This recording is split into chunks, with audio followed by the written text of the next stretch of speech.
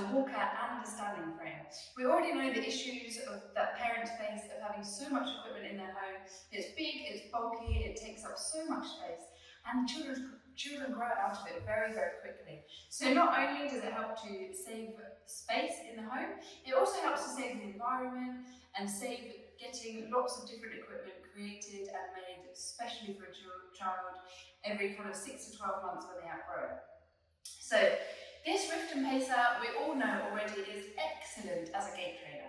It can be used from zero support all the way to maximum support, and we're not compromising anywhere along the way. So it can be used all the way from a posterior walker, similar to a K-walker, that goes behind the child with no support whatsoever, and even that has really good fine-tuning abilities, like the swivel wheels, the resistance on the wheels, the ability to lock some and not others. It can be used as an anterior walker in exactly the same way, and then all the way up to maximum support with hip support, with underarm support. You can even use it with a Hemsinger collar for children with very limited head control. And all of those walkers across the whole spectrum are very, very, very high level, and they're really good to fine-tune them and change the angle prompts and everything all the way along the spectrum. So that is the Rifton Pacer in a nutshell as a gait trainer, but what we also want to use it for is a standing frame. So I just want you to have a little think about standing frames and the way that they're currently used in their passive form. And this is what I want you to think about when I'm showing you the following exercise.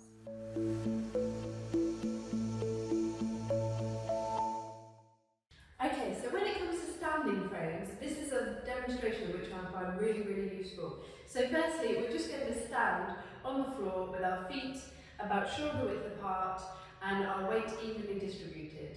Now when we're standing like this, we've got all of our weight going through our body. Our upper body weight is transmitted through our L5 vertebrae to our lower body, through our legs, and we're bearing equal weight on each foot. And if somebody were to come along and kick one of my legs, then 50% of my body weight would not be supported and I would quite simply fall.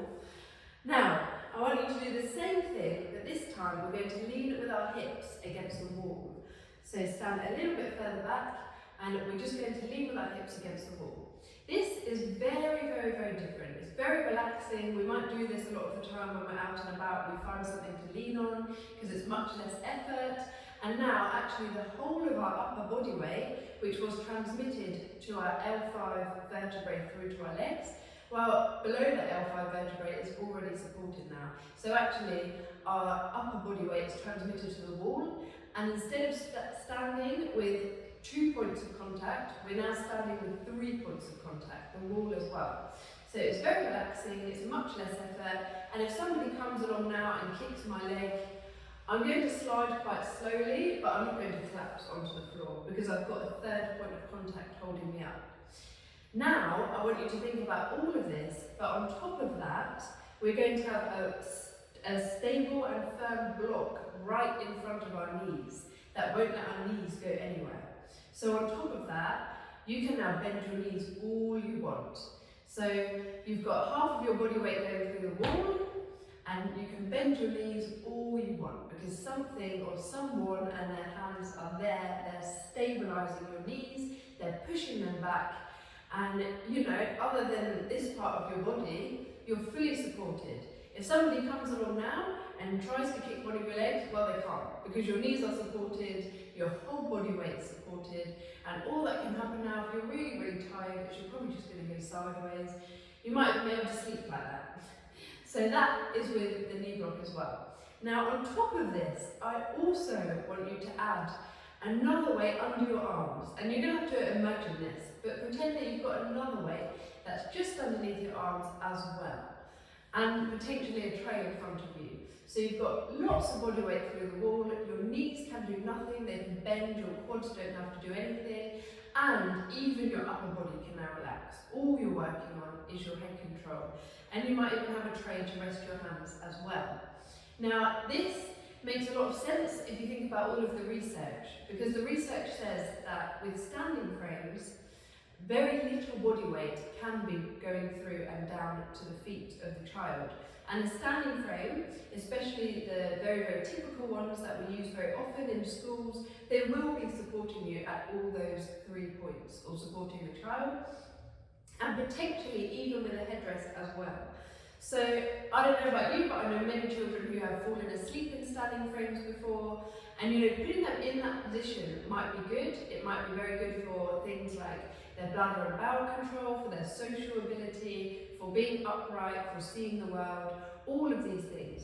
But when it comes to weight bearing and an active workout and actively strengthening muscles and thinking about cardiovascular strength, we really have to think outside the box. And does a standing frame with all of those points of support, does it lead to active strengthening, or can we do something different? What is the child's ability outside of the standing frame before we go and add on all of those bits of supports to the standing frame?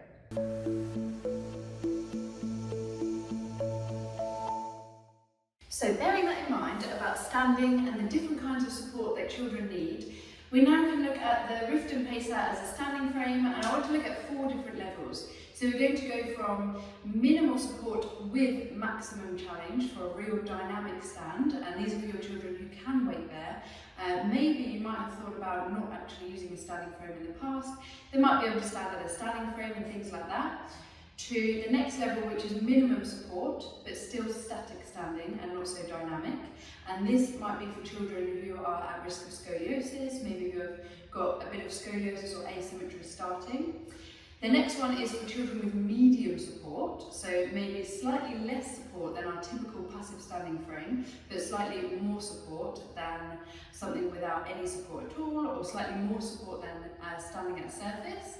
And then the last one will be maximum support, so children who might need knee support, feet support, all the way to head control support. So first things first, I want to start with high level support.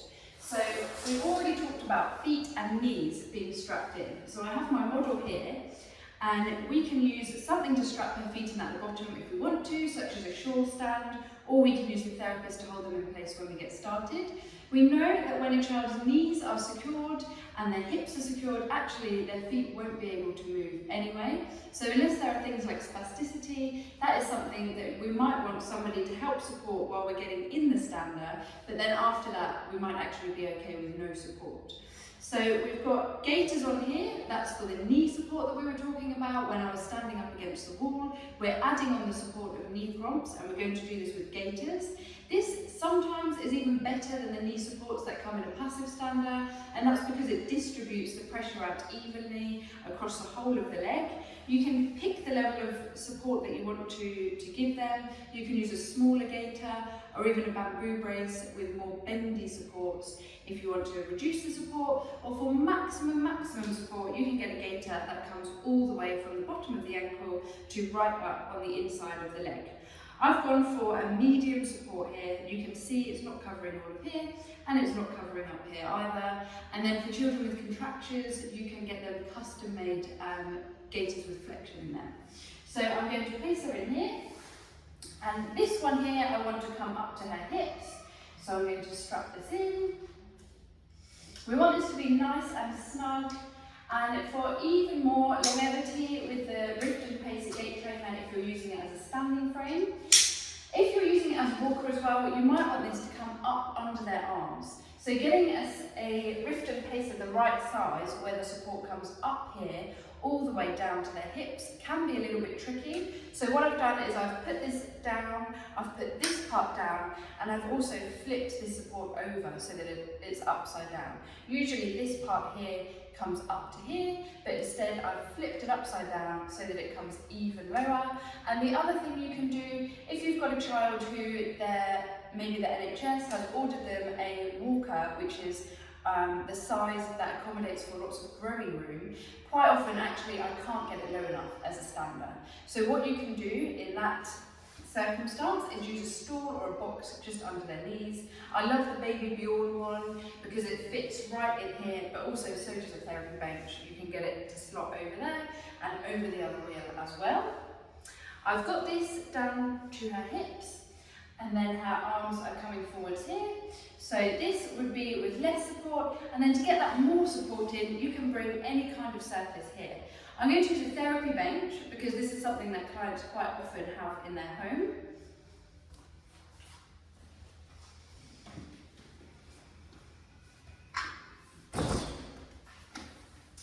And then we can also change the level of this therapy bench depending on where we want the client to be working on. For children who need more head support, you can put a Hensinger collar on to hold the head up and stop their chin from coming down. And then if you also want to add on some targeted training to this is an excellent, excellent opportunity to try that. And you can do arm gaiters on and their arms all the way up here by bringing the bench up, and you can bring it down and down and down, and even take it away as a way of progressing that therapy. And this really gives us an amazing opportunity to be trying some more active standing with the children actually who really struggle with things like head control. Another thing you can do is change the angle of the hip support to make it more of a prone stander as well. So what you can do here is with this, you can unscrew it and put it in a more prone position. And this will help our clients to build head control in that forwards position.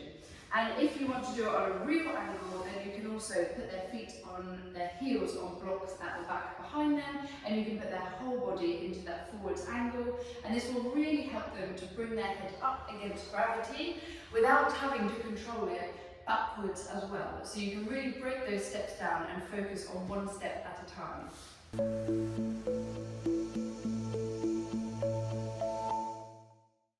The next kind of standing I want to focus on is less support. So we're talking about mid-support here. So this is children who might be able to weight bear for very short or momentary periods of time, and children who might need a little bit more support than standing at a surface. So we're going from the high support to the slightly lower one. So this is coming up to slightly above her hips and almost at her waist. And the really good thing about this is that you can change the support right when your child is in it. It's nice and easy and safe to just clip the handle up and push it down. So now I've got the support down to her hip level, and as she progresses we can bring that support down, or if she fatigues we can bring that support up. And the really nice thing about using this as a standing frame is that you've got all of this area is just free. It's not a big bulky thing that you have to wheel from room into room into room. She's got all this area free. She can hug her siblings or play with other people, explore her environment and things like that, which is fantastic. So just standing here with these gaiters on is a real challenge for the trunk muscles. It's excellent for kids with asymmetries, weakness in one side and tightness in the other sides. Really good exercises that you can do in this position are reaching across the body, so we can use this hand and give toys, especially those repetitive tasks like putting things in something. In those children with learning disabilities who might be non-verbal and who might not understand the taking things out and putting them in, what you might want to do with those is you can actually put one arm down, you can restrain one arm. So what I like to do is sometimes I use a pair of tights and just tie it around one arm, so only this one is free, and then we can use that one to reach across the body. And you can also use this as well, depending on your child. You might be able to extend this and tuck their hands into the frame, and that really targets, in this case, those left trunk rotators. And we can also stretch the right side rotators if we wanted to put the toy onto the other side. And in addition to that, you can strengthen the lateral flexors and extenders as well. So we all know that scoliosis is a mixture between a lateral flex and rotation. So to work on the lateral flex, we can put toys down here, and we can encourage the child to reach all the way down sideways for those toys and come back up again. And in the same way that I just explained, that we can restrain the other arm with some tights, or you can even use a longer support with Velcro around their waist with that arm down. And another way to progress this skill is to then go and take the gaiters off in the long term. So again, you can go with the child's fatigue, their mood and how they're doing in the therapy. You might want to take the gaiters off later, or I also use bamboo braces and change the different types of resistance inside them. You can use really motivating activities to get that knee extension nice and firing for very short periods of time, and then when they get tired it's very easy to just put the gaiters on while they're in the standing frame and work on some therapy. And again, this is a really good way of getting standing into a more active activity, doing therapy while it's there, and you can even bring a surface to the child when they're really tired and use it as more of a passive frame and leave them in there for a much longer period of time while they're doing a tabletop activity.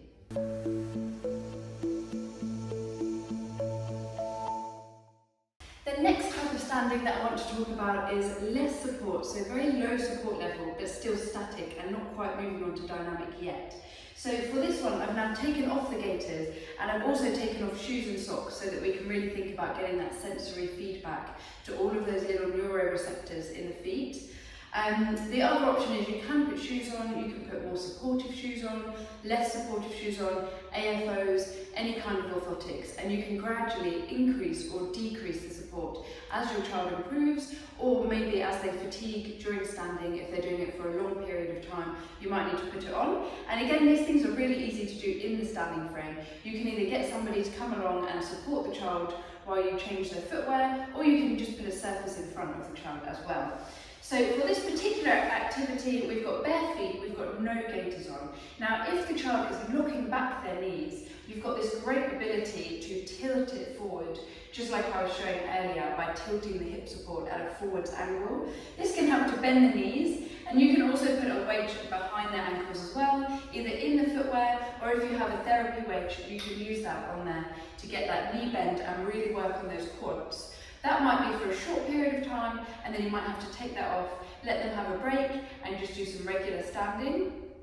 If standing like this is a real challenge, and maybe the first time you've used it, you could do some entertainment, you could get the family involved, do bubbles or something like that. Or if they're quite used to it and actually they can do a bit of a workout in this position, then you can reach for things, you can reach across the body, up high, down low, and you can reach out for high fives or playing throw and catch with balls. To move it on even more, what you can do is bring the support down even further, so it's slightly below her hips. At the moment it's just at her hip level. And you can bring in other activities like different senses across the feet if they're in bare feet. So I've got some different sensory pads here, and we can put these under the feet, we can put a different one under each one, and that really gets those neurons firing and gives feedback of proprioception and balance into the feet as well.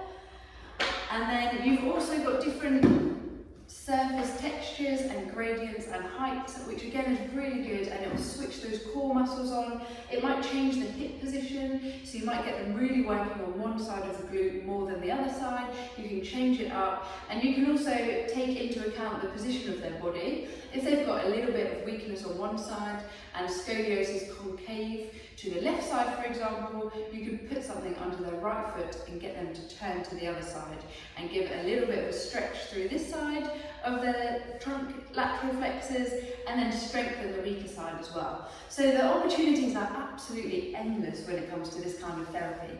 And again, we're turning a passive activity in a standing frame into something really, really active and really dynamic here. And with this one, you've got these different gradients, so you can either do a big step on one foot, and you can get some knee flexion and really work on that quad and also the glute while this leg is flexed. And then you could use a much shorter gradient, either I could use part of the stepping stone or something, some of these stacked up, or an inch or so, and that will actually change the position of the pelvis and get some different muscles working up here. And you can do that in combination with reaching across the body, reaching up, reaching down, and really, really get all those muscles firing.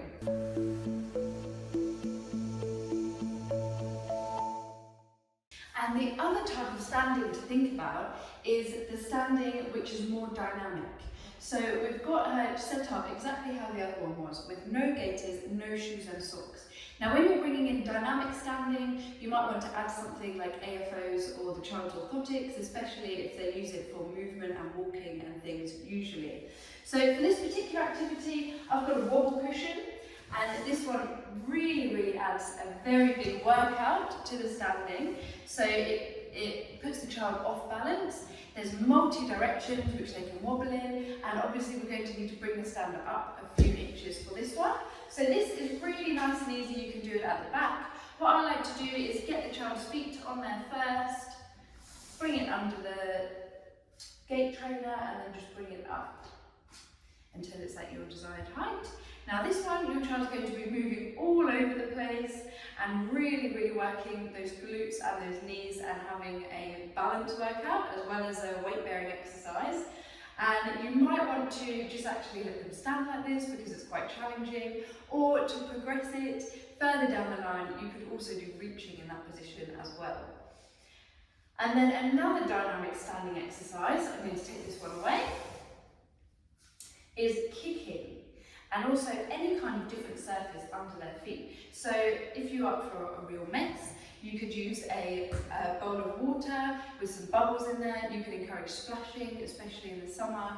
And in bare feet, all these different textures really fire up those skin receptors and get the feedback switched on going to the brain.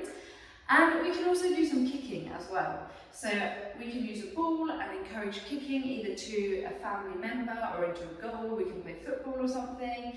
And by having bare feet, they can feel the ball there, so it's a little bit easier. But again, they will be working on single leg stands momentarily for that one.